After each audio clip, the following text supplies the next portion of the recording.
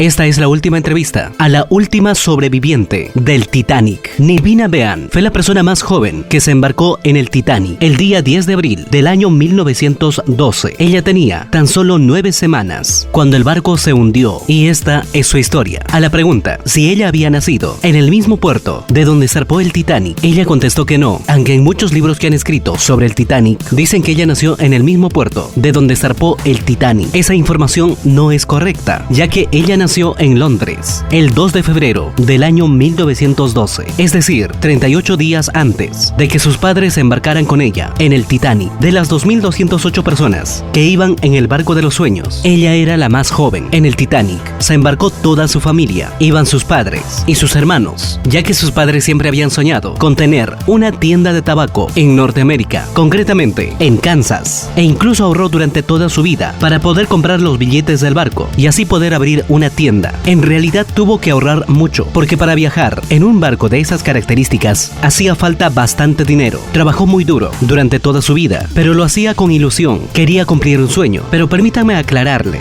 que viajábamos en el Titanic en tercera clase, no en primera clase. A la pregunta, ¿le contó su madre cómo era cuando subieron a bordo? Ella dice: mi madre nunca quiso contarme nada de su experiencia acerca del Titanic hasta que yo cumplí 8 años. En ese momento, cuando me anunciaba que pensaba casarse de nuevo, y comenzó a relatarme lo sucedido en el Titanic, y en especial cómo lo vivió nuestra familia. Ella decía que el Titanic era como si el mismo puerto hubiese construido una fortaleza. Era enorme, en altura y longitud. Era tan grande que la mayoría de las personas que íbamos a bordo no éramos capaces de verlo en su totalidad. Disponía de tal cantidad de dependencias que para un pasajero era prácticamente imposible, especialmente para los que viajábamos en tercera clase. ¿Por qué eligió su padre para viajar en el Titanic? Cualquier persona en aquel momento lo hubiese hecho. Era el barco más grande, más seguro, más confortable y más rápido del mundo. Sin duda creía que era un honor ocupar un camarote, aunque fuera de tercera clase, en el barco de los sueños. ¿Y por qué le llamaban el barco de los sueños? Porque la mayoría de las personas que viajaban en el Titanic, sobre todo la gente más humilde como nosotros, viajábamos para poner en marcha un proyecto. Todos soñaban igual que mis padres, en comenzar una nueva vida en América. Algunos pudieron cumplir sus ilusiones, otros como nosotros no. ¿Cómo era el camarote de tercera clase? Era estupendo. Mi madre lo describía como un poco estrecho, pero muy acogedor. Sin duda, las personas que viajaban en tercera clase en el Titanic tenían mejores camas que la de sus propias casas. Además, le cambiaban las sábanas y les hacían la cama a diario, cosa que no sucedía en sus casas. El único inconveniente era que en los camarotes de la tercera clase no había agua corriente, y la que tenía el depósito de lavado no era suficiente para los adultos y los niños. ¿Comían bien en la tercera clase? Mi madre recuerda no haber comido nunca tanto, ni tan exquisito hasta ese entonces. Naturalmente no era la comida del refinado comedor de lujo de la primera clase, pero dudo que la mayor parte de personas que viajábamos en tercera clase nos alimentábamos mejor en nuestras casas. Además, comíamos 3 veces al día. Nadie podía pasar hambre. A la pregunta, ¿cómo pasaba el día?, ella contesta: al ser viajeros de tercera clase, nuestros movimientos dentro del barco estaban restringidos. Mi madre hubiera querido conocer las zonas reservadas para la primera clase. Quería conocer los amplios pasillos, el gimnasio, los baños turcos, las piscinas, las peluquerías, la biblioteca, etc. Pero eso no fue posible. Además, mi madre estuvo el mayor tiempo posible en el camarote, y mi padre iba con los varones a jugar casino o a charlar. También me dijo que un grupo de pasajeros de tercera clase irlandeses formaron una pequeña banda de músicos y organizaban bailes y canciones para los jóvenes. Cuando le preguntaron cómo se enteraron del choque del barco contra el iceberg, ella respondió: lo cierto es que no nos enterábamos.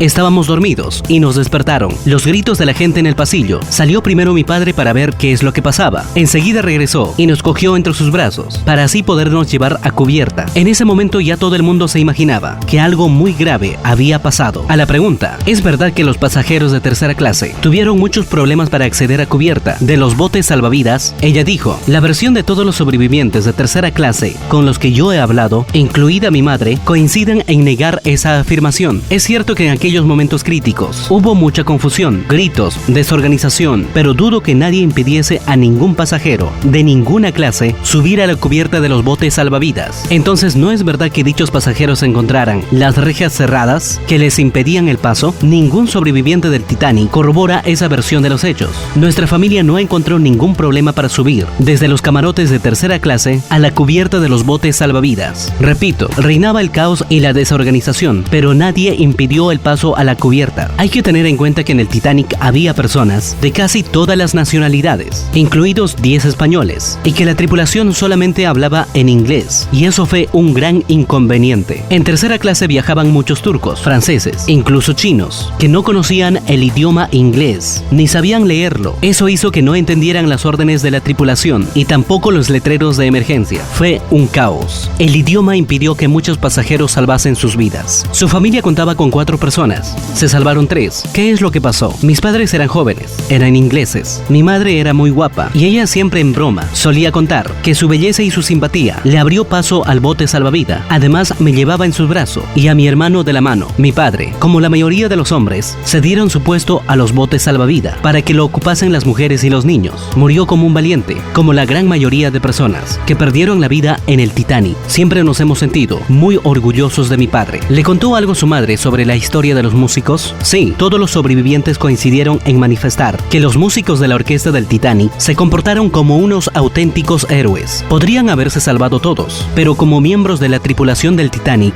podrían haber ocupado el lugar de un marinero en cualquiera de los botes salvavidas, pero ellos prefirieron quedarse en la cubierta del barco y continuar interpretando sus obras favoritas, con el fin de hacer menos dramático el fin que les esperaba a todos. ¿Qué hay de cierto en que la última pieza que tocaron antes de hundirse el barco fue la canción religiosa Cerca a ti, Señor? A relación de esto hay diferentes versiones. Unos sobrevivientes dijeron que la última pieza que escucharon fue el vals, otros una polka, pero la mayoría efectivamente dijeron que era la canción religiosa Cerca a ti, Señor, aunque muchos dijeron que el alboroto era tal que desde los botes era imposible escuchar nada, y seguramente eso fue lo que ocurrió. Las personas que estábamos en los botes salvavidas habíamos perdido casi todas, o a algún miembro de nuestra familia. La gente estaba agotada, rendida, sin apenas ganas de vivir, sin ilusión, y no había lugar para el pánico. ¿Cómo fue la llegada a Nueva York a bordo del Carpathiar? Mi madre fue una asediada por los fotógrafos y periodistas. Llevaba en sus brazos a las personas más jóvenes del Titanic, además de otro hijo, y éramos pasajeros de tercera clase, por lo que nos hicieron muchas fotografías. Incluso aún tengo una de ellas, la guardo como un tesoro. ¿Y cómo fue el viaje de regreso de Nueva York a Inglaterra? Fue a bordo del buque Adriatic, y en ese lugar mi madre también fue la atención. Todos los pasajeros querían tenerme a mí entre sus brazos y sacarse fotografías. Mire lo que escribieron en un periódico de esa época, y era tanta la rivalidad entre los pasajeros para ocupar entre sus brazos a esta adorable niña que uno de los oficiales decretó que los pasajeros de primera y segunda clase podían sostenerla durante turnos no más de 10 minutos. Cuando regresaron de Nueva York, ¿se quedaron a vivir en Sotapón? Sí, a mi madre le gusta esta ciudad. Sin embargo, mi madre y yo fuimos educados con la ayuda de varias fundaciones. Estudiamos en High School. Después me ofrecieron trabajar para el gobierno británico, dibujando mapas. Más tarde presté mis servicios a una empresa de ingeniería hasta que me jubilé. Y aquí estoy, en este día. Estados Unidos y Reino Unido protegerán los restos del Titanic. Déjanos en los comentarios cuál es tu opinión. Y ya sabes que para más videos como este, síguenos y dele me gusta a nuestra página.